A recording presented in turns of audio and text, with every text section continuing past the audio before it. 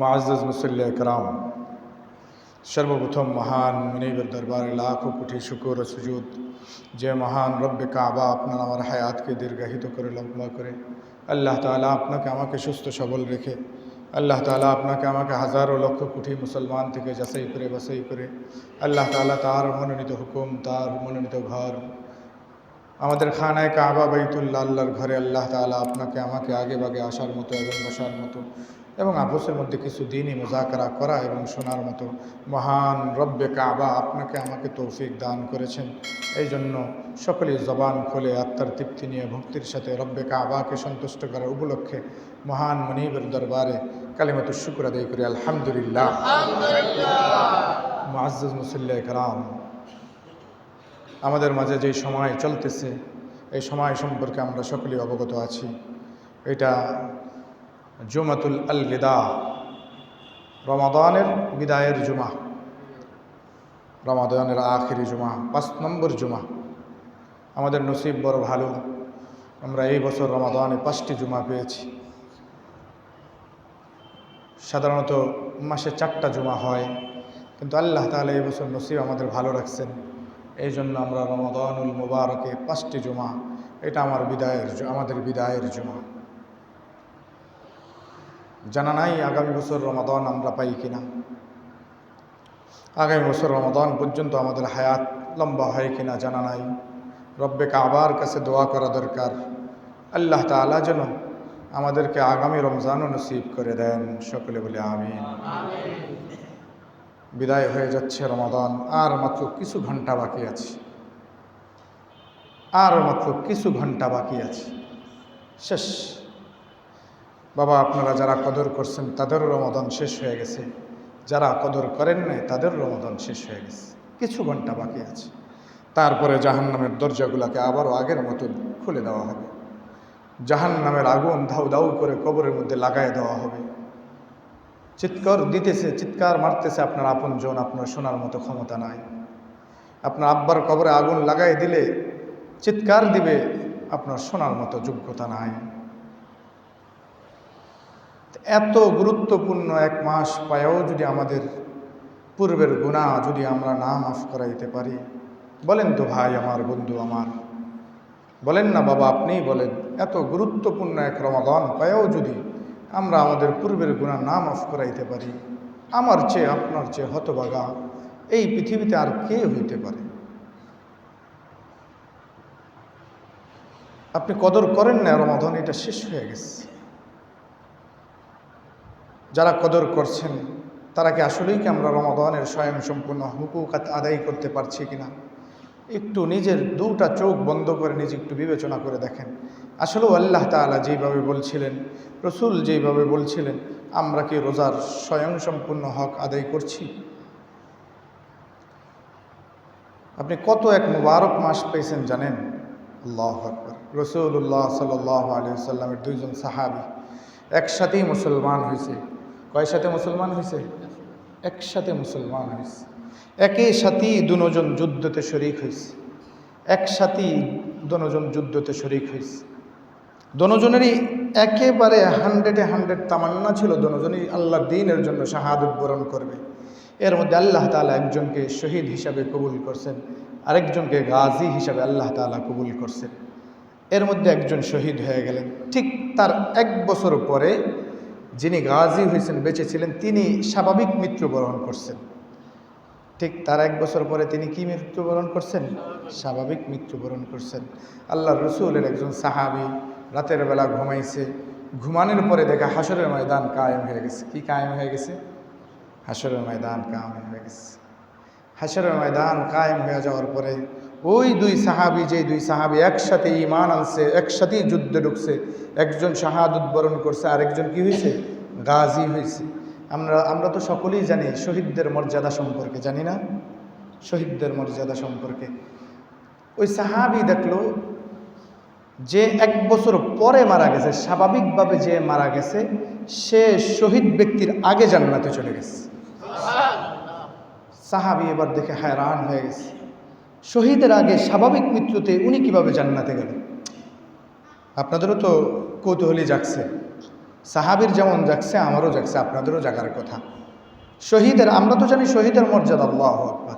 শহীদদের মর্যাদা আল্লাহ রসুল বলতে বলতে বলতে বলতে, শহীদদের তবকা বলতে বলতে আল্লাহ রসুল উঠাইতে উঠাইতে, আঙ্গুল উঠাইতে উঠাইতে, মাথা উঠাইতে উঠাইতে এমনভাবে উঠাইছেন, সাহাবায়ে কেরাম বলে আল্লাহ রসুলের মাথা থেকে টুপিটা পড়ে গেছে। মানে শহীদদের মর্যাদা দেখাইতে দেখাইতে মাথাটা কি পরিমাণ উঁচু করছেন, করতে করতে টুপিটা মাথা থেকে পড়ে গেছে। তাহলে একজন শহীদের মর্যাদা কি? তো ওই সাহাবী বলতেছে, আমি দেখলাম যে স্বাভাবিক মৃত্যুবরণ করছে, সে ওই শহীদ ব্যক্তির আগে জান্নাতে চলে গেছে। আমি স্বপ্ন দেখার পরে আমার ঘুম ভেঙে গেছে। আমি সকালে রসুলের দরবারে আসছি। আসার পরে আল্লাহ রসুল সাল্লাল্লাহু আলাইহি সাল্লামকে আমি জিজ্ঞেস করলাম, ইয়া রাসূলুল্লাহ, দোনোজন একসাথেই মুসলমান হলো, দোনোজন একসাথেই যুদ্ধে অংশগ্রহণ করলো, একজন শহীদ হয়েছে আরেকজন গাজী হয়েছে, একজনে শাহাদতের মৃত্যুবরণ করছে, আরেকজন স্বাভাবিক মৃত্যু ঠিক 1 বছর পরে মৃত্যুবরণ করছে, কিন্তু আমি দেখলাম শহীদের আগে যিনি স্বাভাবিক মৃত্যুবরণ করছে উনি আগে জান্নাতে চলে গেল। আমার তো বুঝে আসলো না। আল্লাহ রসুল সাল্লাল্লাহু আলাইহি সাল্লাম বলে, হে আমার সাহাবী, তুমি জানো না দোনোজনের নিয়ত ঠিক সহিহ ছিল, একই নিয়ত ছিল না? একসাথে মুসলমান হয়েছে, একসাথেই যুদ্ধের ময়দানে অবস্থান করছে, একই নিয়ত দোনোজনেরই ছিল, শাহাদতের তামান্না দোনোজনেরই ছিল। একজনকে আল্লাহ কবুল করছে, আরেকজনকে কবুল করেন না। যিনি স্বাভাবিক মৃত্যু 1 বছর পরে মারা গেছেন তিনি আগে জান্নাতে গেলেন, শহীদ ব্যক্তি পরে জান্নাতে গেলেন। তুমি কি জানো না, তুমি কি হাদিস জানো না, যিনি স্বাভাবিকভাবে মৃত্যুবরণ করছেন সে 1 বছরে কতগুলা সেজদা মাওলারে বেশি দিয়েছেন? সে 1 বছরে একটা মাস রমজানুল মুবারক পাইছেন। পাইছে কি পায় না? একটা মাস রমজানুল মুবারক পাইছে সে। এই 1 মাসের মধ্যে এমন একটা রাত্র আছে যে রাত্রতে 1000 মাসের চেয়েও বেশি নাকি এমন একটা রাত্রও সে পাইছে। তাহলে তুমি হিসাব করে দেখো, শহীদদের তুলনায় তার সেজদা বেশি, তার জিকির আজকার বেশি, তার তেলাওয়াত বেশি, যার এত কিছু বেশি, তাহলে সে আগে জান্নাতে যাবে না, কে আগে জান্নাতে যাবে? এই জন্য মেরে মোহতারাম দোস্ত বুজুর্গ, যে আপনার 1 বছর আগে মারা গেছে, আপনি যদি এই একটা বছরকে কদর করেন, উনি হাজারো মুত্তাকি ধরেন মুত্তাকি, কিন্তু আপনিও মুত্তাকি। উনি আপনার 1 বছর আগে মারা গেছে, আপনি তার 1 বছর পরে মারা গেছেন, কিন্তু আপনি মুত্তাকি হওয়ার কারণে তার চেয়ে রমাদান একটা বেশি পাবেন। পাবেন কি পাবেন না? পাবেন। একটা লাইলাতুল কদর বেশি পাবেন, একটা লাইলাতুল কদর বেশি পাবেন, একটা ঈদের রাত্র বেশি পাবেন। তাহলে এত কিছু বেশি পাওয়ার সত্ত্বে আল্লাহ তাআলা ওই শহীদদের তুলনায় ওই স্বাভাবিক মৃত্যু যিনি বরণ করছেন তাকে আল্লাহ তাআলা আগে জান্নাতে ঢুকাই দিয়েছে। এই জন্য মেরে মুহতারাম দোস্ত বুজুর্গ, আজকেই আমাদের আলবিদা, রমাদানুল মুবারক আমাদের থেকে বিদায় নিতেছে। আল্লাহু আকবার। জাহান্নামী ওয়ালাদের বুক ভরা কান্না বাবা যদি শোনানো যাইত, তাহলে আপনি বুঝতেন জাহান্নামী ওয়ালাদের কী পরিমাণ কান্না শুরু হয়ে গেছে। আপনার যদি শোনার মতো ক্ষমতা রাখতো তাহলে বলতাম কবরের সাথে কানটা লাগাই দেন। দেখেন না কী পরিমাণ কান্না করতেছে তারা। শয়তানকে আজকে শিকল থেকে ঠিক সূর্য ডোবার সাথে সাথে, মুয়াজ্জিন যখন ইফতারের আজান দিবে, সূর্য ডোবার সাথে সাথে শয়তানের আবদ্ধ শিকলকে খুলে দেওয়া হবে, শয়তানের বেরিগুলাকে খুলে দেওয়া হবে, জাহান্নাম থেকে শয়তানকে উত্তোলন করা হবে, শয়তানকে জমিনে আবার ছেড়ে দেওয়া হবে, ঠিক 11 মাসের জন্য আবার জমিনে ছেড়ে দেওয়া হবে।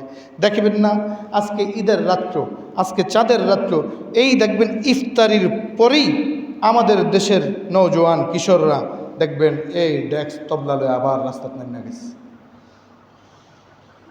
দেখবেন এই আতশবাজি লইয়া রাস্তাত নেমে গেছে, ডেক বাজাইতেছে। দেখবেন আজকে রাত্রে বাজাইব, কালকে ঈদের দিন বাজাইব, কালকে ঈদের দিন বাজাইব। গত বছর আমার এক আত্মীয় আমার সাথে ঈদের দিন এক জায়গায় যাইতেছিল। এখান থেকে আমরা যখন 2 ভাই একসাথে যাইতে, আমার এক আত্মীয় ছিল, ছোট মাদ্রাসায় পড়ে, বলতেছে আমরা যাইতেছি, দেখতেছি একটা ওই যে পিকআপ আছে না, পিকআপ চিনেন কি? পিকআপের মধ্যে কয়েকটা বক্স উড়ায়া, কয়েকটা তরুণ 16-20 বছরের তরুণ উঠটা বক্সের লগে লগে মাতালের মতন নাচে। তা আমারে জিজ্ঞেস করে, চাচু এগো কী হয়েছে, এরা এমন করে কে পাগল? আমি কি এগোরে পাগলা কুত্তায় কামড়াইছি? এগোরে কে কামড়াইছে? কুত্তায় কামড়াইছে, কুত্তায়। কারণ কুত্তায় কামড়াইছে। এখন তো ঈদের দিন তো ডাক্তারের দোয়ানো বন্ধু, যাইব কই? ইংরেশন লইতে যাইতে হইব না? এই কুত্তায় কামড়ানে এরা ডেক্স লইয়া, এদিন দিয়া তো কোরবানির সময় টানে গরু, এই রোজার ঈদের সময় আমার এলাকার কিশোররা এই কুত্তা গরুর চেয়ে এটি নিকৃষ্ট হয়ে যায়। এটি নয় গরুর চেয়ে নিকৃষ্ট হয়। এদিন দিয়ে তো কোরবানি গরুটা নেন না আপনারা, এই পিক আপ দিয়ে গরু আনেন না এসে দূরের থেকে, তাহলে গরুর গাড়িতে এই মানুষের বকের লিগা, তার মানে এদিন তো গরুরতে কোনো দিক দিয়ে কম না। পর আমার কয়েক কুত্তায় কামড়াইছে, আমি কে হয় এদিনের কামড়াইছে কুত্তা 1 মাস ধরে কামড়াই তারে না, তো এই এফআইসে সুযোগ কালকে রাইতে তখন কুত্তায় কামড়ান শুরু করছে, বিষ ব্যথা এমন উঠছে ঈদের নামাজ ফিরে আর দেরি করতে পারে না, এই কুত্তার কামড় থামানোর লিগা বক্স লিয়ে নেমে গেছে। আছে না নাই আপনাদের সমাজে? নাই? আপনারা তো সব আব্দুল কাদের জিলানীর স্বাস্থ্য ভাই, আল্লাহ আলহামদুলিল্লাহ। আমনগো এলাকার তো এগুলো ঘটেন আল্লাহর মধ্যে। আমরা সব বাইজেদ মুস্তাফিজের হুয়াতো ভাই, আপনার কাছে সরাসরি জিব্রাইল ওহী নিয়ে আসে। আপনাকে এলাকাত কি এমন শয়তান আইতারেনি? আপনারা তো ওলি, আল্লাহ শুকর। তো এই জন্য আজকে সচেতন হব। একটা মাস কদর করছি, আর একটা দিন, আজকে রাত্রটা ঈদের রাত্র। আল্লাহু আকবার। রসুল্লাহ সাল্লাল্লাহু আলাইহি ওয়াসাল্লাম, হাদিসটা আমি পড়ছি, রসুল্লাহ সাল্লাল্লাহু আলাইহি ওয়াসাল্লাম বলেন, যারা 2টা ঈদের রাত্র জায়গা ইবাদত করে, 2টা ঈদের রাত্র জায়গা কি করে? ইবাদত করে। আল্লাহ রসুল সাল্লাল্লাহু আলাইহি ওয়াসাল্লাম বলেন, ওই 2টা আত্মা কিয়ামতের হাসরের ময়দানে, সব আত্মা মরে গেল, ওই 2টা আত্মা মরবে না। ওই ব্যক্তির আত্মা মরবে না যে 2টা ঈদের রাত্র জায়গা ইবাদত করছে। তার আত্মা কিয়ামতের ময়দানে সকলের আত্মা মৃত্যুবরণ করবে, সকলের আত্মা মুর্দা থাকবে, কিন্তু এই ঈদের রাত্র জায়গা যে আল্লাহর বান্দা ইবাদত করে, তার আত্মা সেই দিনও জিন্দা থাকে। এই জন্য আজকের রাত্র যেটা আছে এটাকেও কদর করবো ইনশাআল্লাহ। করবো তো ইনশাআল্লাহ? আল্লাহ তাআলা আমাদেরকে রাত্রগুলাকে কদর করার তৌফিক দান করুক। সকলে বলি আমিন। ভাই, একটা মাস ছিলেন গুনাহ থেকে বাড়ি ছিলেন, গুনাহ থেকে দূরে ছিলেন। আজকে ঈদের রাত্র, আজকে গুনার মধ্যে লাইগা পড়েন না। আজকে ঈদের রাত্র, আজকের সময়টাকে কমাস কম, আজকের সময়টাকে কদর করেন, আজকের রাত্রটাকে যথাযথ কদর করবেন। আমার মুতাকিফের যারা সাথী ভাই আছেন, তারা ঈদের নামাজ পড়েই যাবেন বাসায়। ঈদের নামাজ পড়ে তারপরে বাসায় যাবেন। আপনার রাত্রেবেলা তেলাওয়াতে কোরআন করবেন, জিকির আজকার করবেন, তাহাজ্জুদে সময় কাটাবেন। চাঁদ উঠবে, বাসার থেকে সাক্ষাৎ মাক্ষাৎ করে এশারের পর থেকে আবার 10 দিন যেমন ইবাদতের সাথে লিপ্ত ছিলেন, আর একটা রাত্র, এমন একটা রাত্র যেটা হাসরের ময়দানে আপনার আত্মাটা মরবে না, আপনার কলবটা জিন্দা থাকবে, আত্মাটা জিন্দা থাকবে। এত সুবর্ণ সুযোগ আপনি যদি মিস করেন, তাহলে ঘরে থেকে আল্লাহর ঘরে 10 দিন ছিলেন, আর এক রাইতের লেগে কি?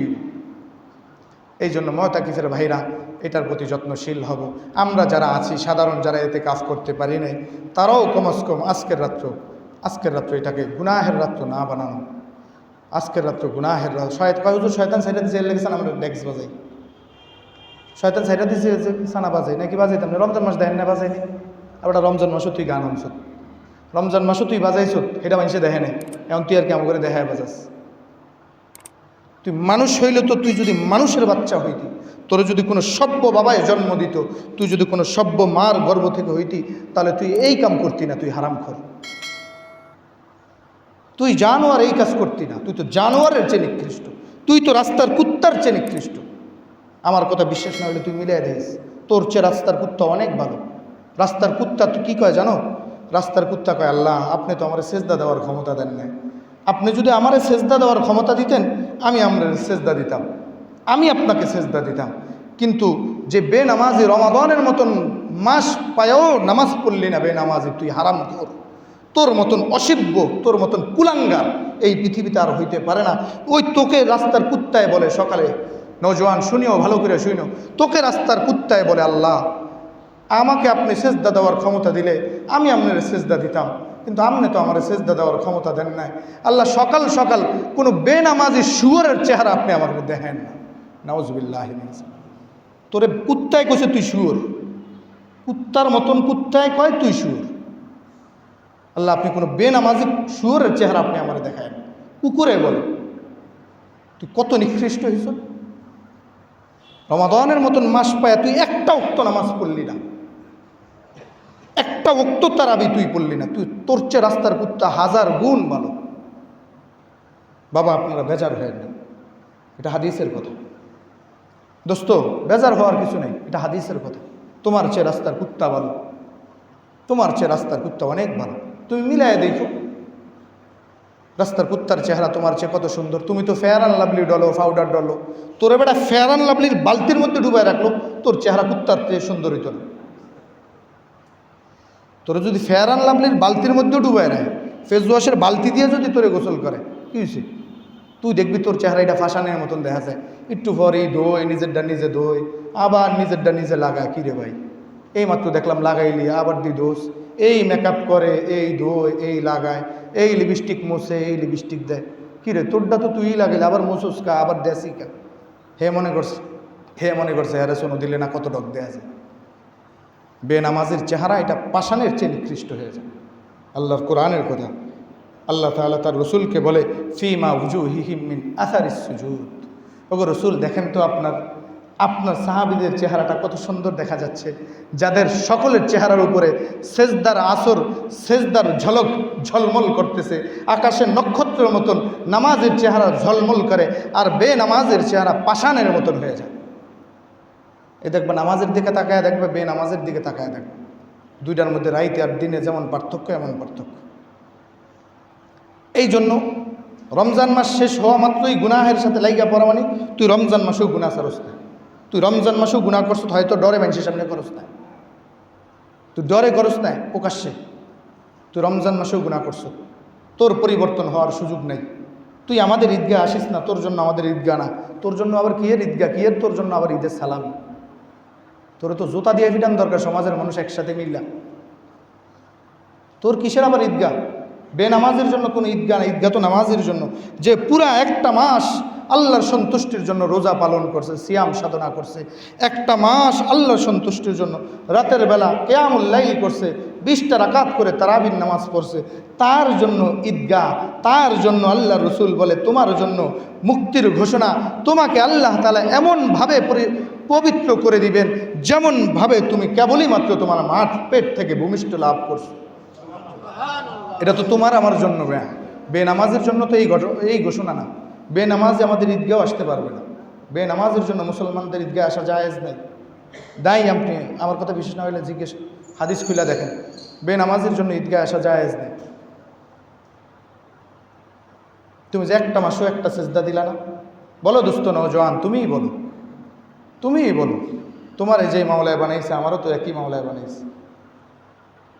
একটা মাস তো মাওলার গোলামি করার দরকার ছিল, 11 মাস করো না। এত সুবর্ণ সুযোগ তোমারে মাওলায় দিল, তারপরেও তুমি একটা মাস কদর করলা না। তুমি কবে ভালো হইবা? আজকে রাত্রেই তো তোমার ভিসার প্রসেসিং শেষ হবে, আজকে রাত্রেই তো তোমার জান্নাতি সমস্ত কার্যকলাপ আজকে রাত্রের মধ্যে কমপ্লিট করে আল্লাহ তাআলা সকালে সকালে সকালে ফজরের পরে জান্নাতের টিকিট তোমার হাতে দিবে। ঈদগাহ থেকে তোমার জান্নাতের ফ্লাইট হবে। জান্নাতের টিকিটের সমস্ত প্রসেসিং আল্লাহ তাআলা কুরআনুল কারীমের মধ্যে শুরুতেই বলছে, ইয়া আইয়ুহাল্লাযীনা আমানু কুতিবা আলাইকুমুস সিয়াম।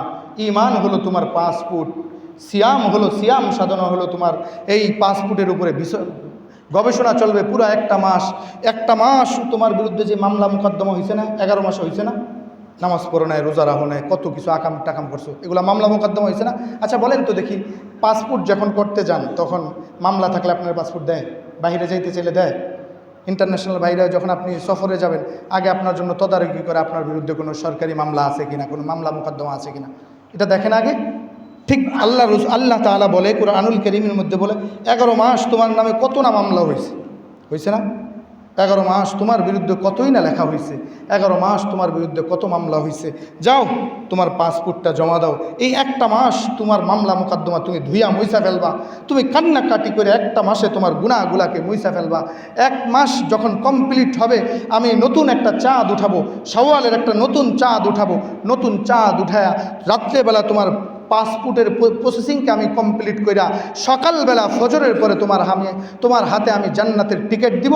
ঈদগাহ থেকে ঈদের নামাজের পরে জান্নাতের ফ্লাইট তোমার হয়ে যাবে।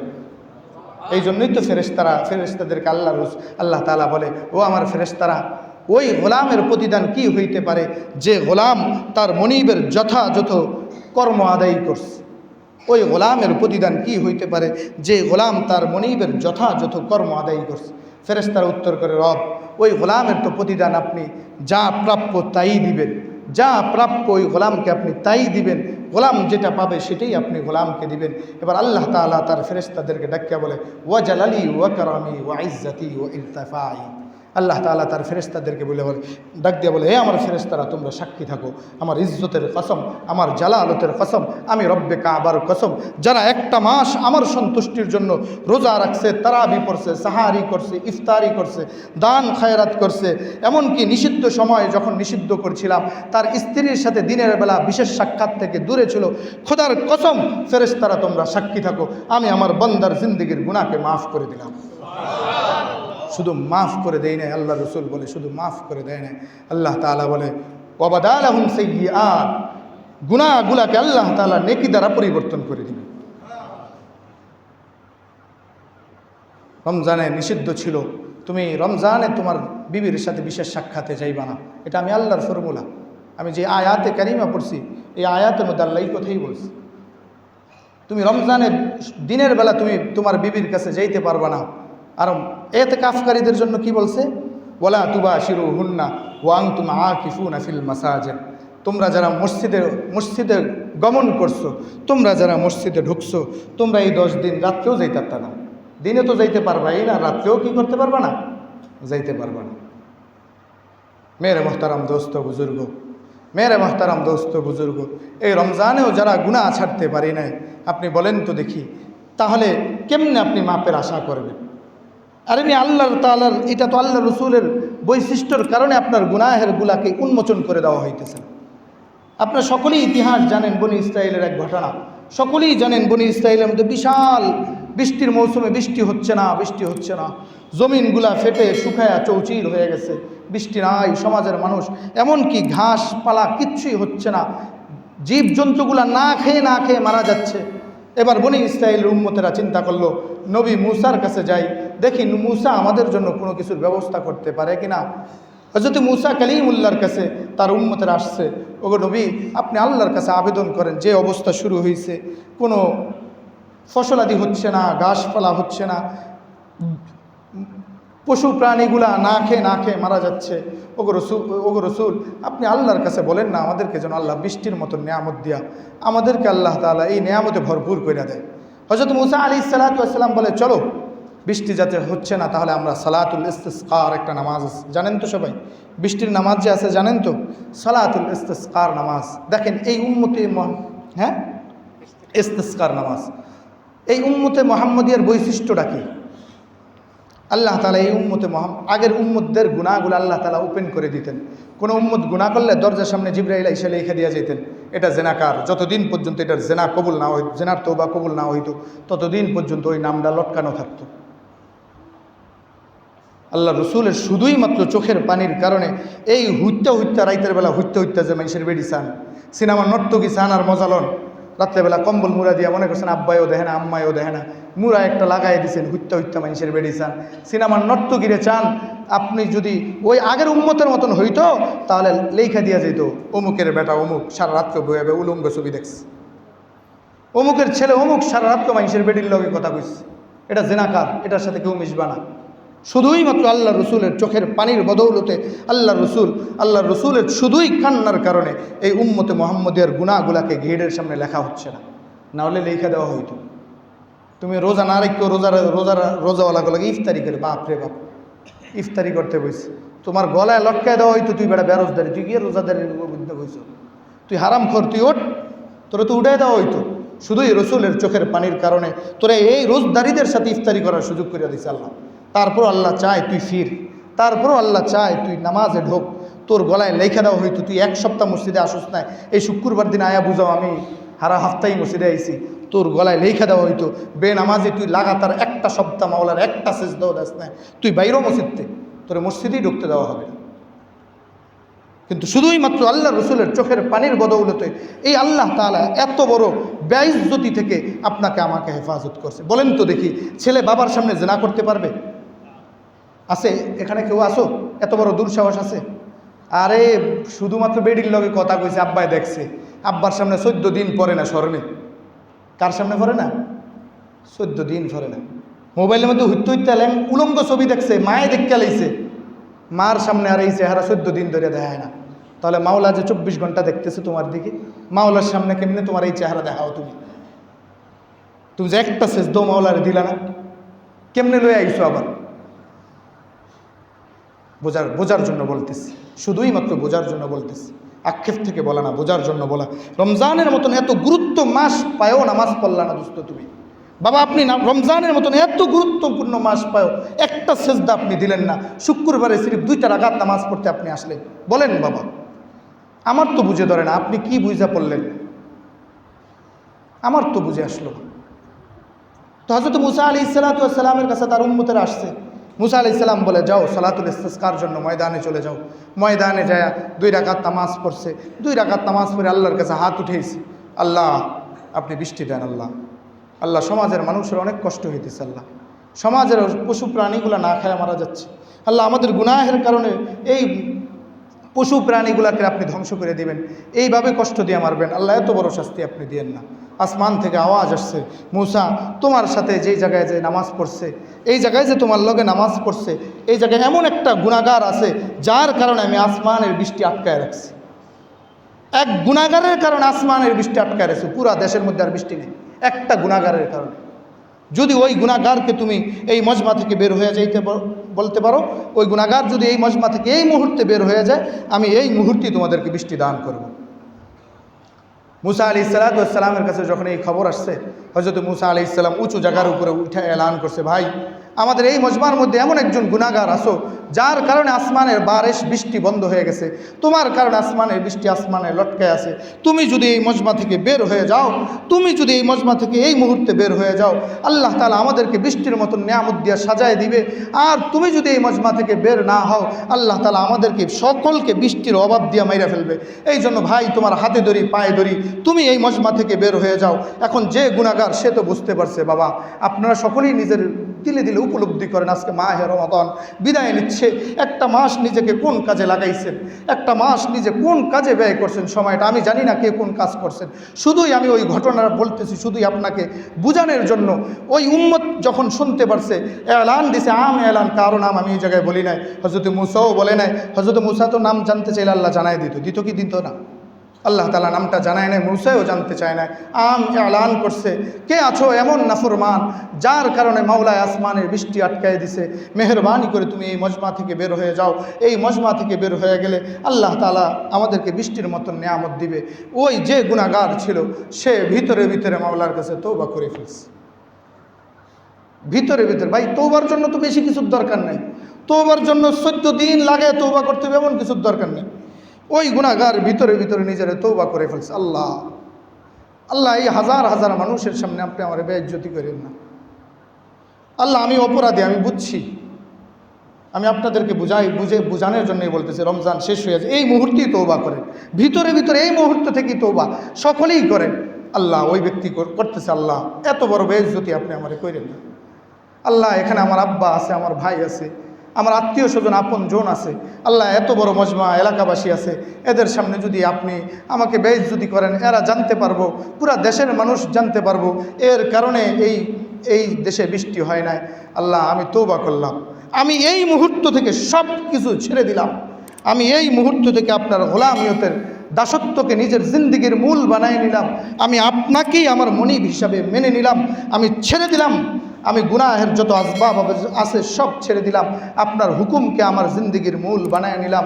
এই কথা শুধুই মাত্র মনে মনে বলছে, পাশের জন্য শোনে নাই, সামনের জন্য শোনে নাই, কেউই শোনে নাই, শুধুই মনে মনে বলছে। মনে মনে বলার পরেই হযরত মুসা আলাইহিস সালাম দেখা আসমানে মাথার উপরে বিশাল মেঘের ছায়া ধরছে। মেঘের ছায়া ধরার পরপরই তৎক্ষণাৎ আল্লাহ তাআলা এমন বৃষ্টি দিছেন, মানুষগুলা যে দৌড় দিয়ে একটু নিজের বাসা পর্যন্ত যাবে সেই সুযোগ হয় না। মানুষগুলো ওই বৃষ্টি থেকে যাইতে যেতে সকলে একবারে ভিজে পুড়ে শেষ। এবার হযরত মুসা যাতে কালিম ছিলেন, মুসা যাতে আল্লাহর সাথে কথা বলতে পারতেন, আল্লাহ আপনি কইলেন এই জায়গায় একজন গুনাহগার আছে, এ না বাইরেতে আপনি বৃষ্টি দিবেন না। আমি তো তাকায়া রইলাম পুরো মজমার দিকে, একটা মানুষও তো বের হয় নাই, একটা মানুষ তার আপন জায়গা থেকে লড়ে নাই। আপনি যে বৃষ্টিটা দিয়া লাইলেন, কিছুই তো আপনার কাহিনী তো কিছুই বুঝলাম না। এতগুলা মানুষের সামনে আপনি আমার মিথ্যাবাদী বানাই দিলেন না। আমি কইছি, মুসা তুমি তো জানো না, ইন্নাল্লাহা আলিমুম বিযাতিস সুদূর, আমি মানুষের অন্তরের খবর পর্যন্ত রাখি, আপনার হৃদয়ের একেবারে কেউ জানে না। এই জায়গায় কি আছে আপনি ছাড়া আর আপনার মাওলায় ছাড়া কেউ জানে না। আল্লাহ বলে আমি এইটার যেমন খবর রাখি প্রকাশ্যটারও এমনই খবর রাখি। আমার কাছে কোনো অপ্রকাশ্য নাই, আমার কাছে সবই স্পষ্ট। তুমি শুধুই মাত্র তোমার এই চোখের কোণা দিয়া, শুধুই মাত্র এই চোখের কোণার সাইড দিয়া মানুষের বেডির দিকে একবার তাকাইছো। আল্লাহ বলে ইয়ালামু খাইনাতাল আয়ুনি ওয়া মা তুখফিস সুদূর। তুমি তোমার চোখের কোণা দিয়া শুধুই মাত্র মানুষের বেডির দিকে একবার তাকাইছো, জিনাহের দিকে একবার তাকাইছো। আল্লাহ বলে এটাও আমার সিসি ক্যামেরায় ধরা আছে, এটাকে আমি ধরে ফেলছি। এবার মূসা বলে আল্লাহ তাহলে ঘটনাটা তো বুঝলাম না। মূসা যখন তুমি এলান করছিলা কে আছো এমন নাফরমান, তোমার কারণে বৃষ্টি আটকায় দিছে, ও ভিতরে ভিতরে এত বেশি লজ্জিত হয়েছে, এত আমার কাছে এত বেশি তওবায় লইটা পড়ছে, শুধুই দিলে দিলে আমার কাছে তার শর্মিন্দা এত বেশি জাহের করছে। আমি আল্লাহ তাআলা তো ফাকুল তুস্তাগফিরু রাব্বাকুম ইন্নাহু কানা গাফফার।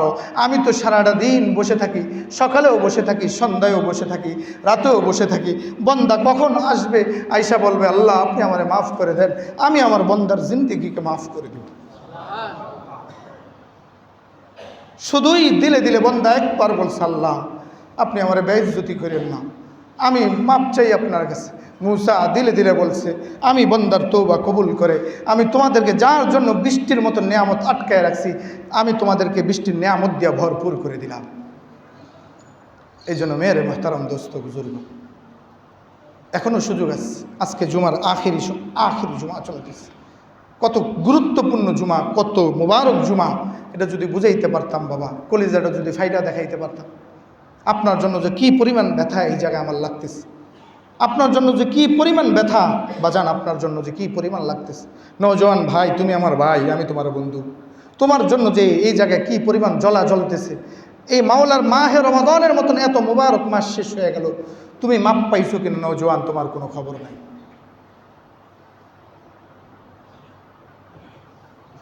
তোমার জন্য রসুল এত কান্না করছে, রসুলের এত চোখের পানির হিসাব তুমি কেমনে দিবা?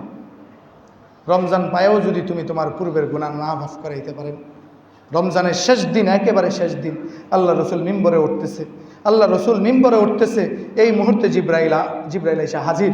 প্রথম থাকে পাড়া দেওয়ার সময় জিব্রাইল বলে ওগো রসুল, রমজানের মতন এত গুরুত্বপূর্ণ মুবারক পায়া আপনার যে উম্মত, যে বান্দা, আল্লাহর যে বান্দা বান্দি, তাদের পূর্বের গুনাহ না মাফ করাইতে পারছে, আল্লাহ বলছে সে ধ্বংস হোক। আপনি বলেন আমিন। এবার রসুল বলছে আমিন। আল্লাহ রসুল বলছে তুই ধ্বংস হ, তোর ধ্বংস হ, তোর বাইসা থাকাও ব্যর্থ, তোর মইরা যাওয়াও ব্যর্থ, তুই বাঁচলেও সমাজের কোনো উপকারে আসবি না, মইরা গেলেও সমাজের কোনো ক্ষতি হইতো না। তো তোর বাইসা লাভ কি? তোর দিয়ে সমাজের মানুষ কি আসবে? তুই কেন লেগে বাচ্চা রয়েছ? তোর দিয়ে তোর বাপি বা কী করবো? তোর দিয়ে তোর মাই বা কী করবো? তুই সমাজের কোন কামে আসবি? তুই তো কোনো কামে আসবি না। তুই তো রসুলের বদদুয়া লইছ, তুই তো জিব্রাইলের বদদুয়া লইছ, তুই তো সমাজের কোনো কাজে আসবি না। নওজোয়ান, তোমার মতন তো বয়স তো বহু নওজোয়ান পার করছে। বহু সাহাবাই কেরামদের বয়স 16 বছর ছিল।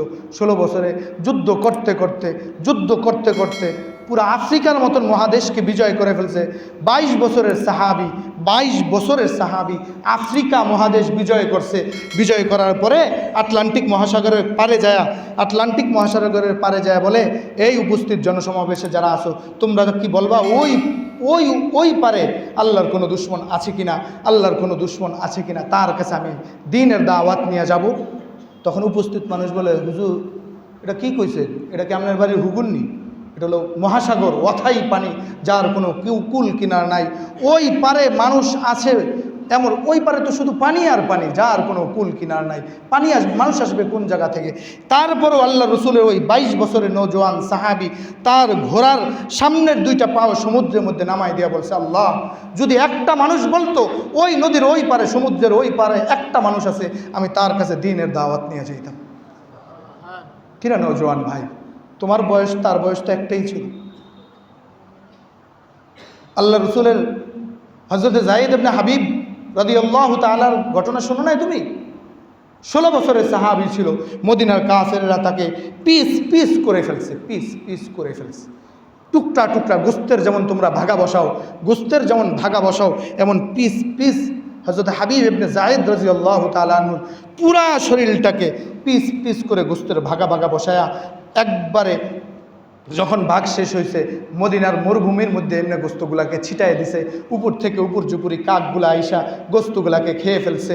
এবার বলা হইতেছে এই সাহাবী হযরতে হাবিব ইবনে যায়েদ রাদিয়াল্লাহু তাআলা আনহু যতক্ষণ পর্যন্ত কথা বলার শক্তি ছিল ততক্ষণ পর্যন্ত বলছে আশহাদু আন্না মুহাম্মাদান আবদুহু ওয়া রাসূলুহু, আমি সাক্ষী দিতেছি শেষ নবী মুহাম্মদুর রাসূলুল্লাহ, তিনি আল্লাহর রসুল, তিনি আল্লাহর রসুল, তিনি আল্লাহর রসুল, তিনি আল্লাহর রসুল। শেষ পর্যন্ত এই কথাই তার শেষ কালেমা ছিল। আল্লাহ রসুল সত্য নবী, তিনি আল্লাহর রসুল, তিনিই আমাদের সত্য নবী, তিনি যে দাওয়াত নিয়ে আসছে সেটাই সত্য। এই খবর যখন হযরতে যায়েদ ইবনে হাবিবের মার কাছে আসছে, সেও সাহাবিয়া ছিল, হযরতে আম্মারা রাদিয়াল্লাহু তাআলা আনহা, হযরতে আম্মারা রাদিয়াল্লাহু তাআলা আনহার কাছে গেছে, যায় বলে তোমার ছেলেকে তো মদিনার কাফেরেরা পিস পিস করে মদিনার মরুভূমির মধ্যে ছিটিয়ে মারছে, এইভাবে তোমার ছেলেকে শকুন এসে খেয়ে ফেলছে, কিন্তু তোমার ছেলে শেষ পর্যন্ত একটা কথাই বলছে, যতক্ষণ পর্যন্ত সে কথা বলতে পারছে, বলছে আল্লাহ রসুল শেষ নবী, আল্লাহ রসুল শেষ নবী। এই সাক্ষী দেওয়ার কারণে যদি আমার জীবনকে 1000 বার দেওয়া লাগে, আমি 1000 বারই নবী মুহাম্মদের জন্য আমার এই জীবনকে উৎসর্গ করে দেব।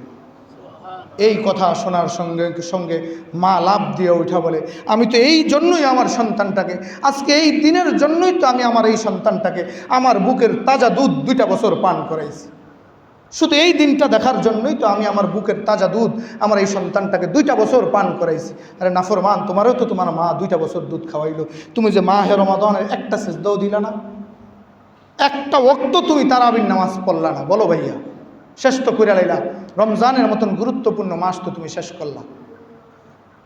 এই জন্য মেয়েরা মহতারাম দোস্ত বুজুর্গ, কথাগুলো শুধুই মাত্র ব্যথার কারণে বলছি, ব্যথার কারণে বলছি, আর কিছুই না, মহাব্বতের কারণে বলছি। রমজান মাস পায়েও যদি আমি না মাপ পাই, আপনার আমার চেয়ে হতভাগা আর কে আছে? এই জন্য আল্লাহর কাছে দোয়া করতে থাকা। এখনও কয়েক ঘন্টা সময় আছে, 4-5 ঘন্টা সময় আছে, এই সময়টাকেও কদর করেন বাবা। আজকে আসরের পরে সময়টাকে কদর করেন, গুরুত্বপূর্ণ সময়, ইফতারির মুহূর্তে বেশ গুরুত্বপূর্ণ সময়। আজকে ইফতারির 10-20 মিনিট আগেই সকলে ইফতারি নিয়ে বসে যাবেন, ওই সময় রোনা জারি করেন, কান্নাকাটি করেন। পুরা রমজানে আল্লাহ তাআলা যেই পরিমাণ জাহান্নামীকে জাহান্নাম থেকে মুক্তি দিয়ে জান্নাতে ঢুকাইছে, আজকে ইফতারির সময় ওই পরিমাণ জান্নাতে ঢুকাইবে আল্লাহ তাআলা। এই জন্য আজকেও সুযোগ আছে, ইফতারি আগে বৈশা যাবেন দস্তরে। আপনি বলেন হুজুর আমি তো দোয়া করতে পারি না, আপনি যা পারেন তা করেন, বাংলায় পারেন বাংলায় করেন, কিছু না কইতারেন আল্লাহ মাফ করে দেন, এদ্দুরা করেন, কিছু কইতারেন না, এদ্দুরা তো কইতারবেন আল্লাহ মাফ করে দেন, এদ্দুরা পারবেন না। আল্লাহ তাআলা আমাদেরকে এই আল্লাহর কাছ থেকে মাপ নেওয়ার শেষ সুযোগ দোস্ত, আজকের সুযোগটা শেষ সুযোগ, আজকের সুযোগটা শেষ সুযোগ, রাত্রটা শেষ রাত্র, ঈদের রাত্র, এই রাত্রটাকে কদর করবো তো ইনশাআল্লাহ। আল্লাহ তাআলা আমাদেরকে কদর করার তৌফিক দান করুক।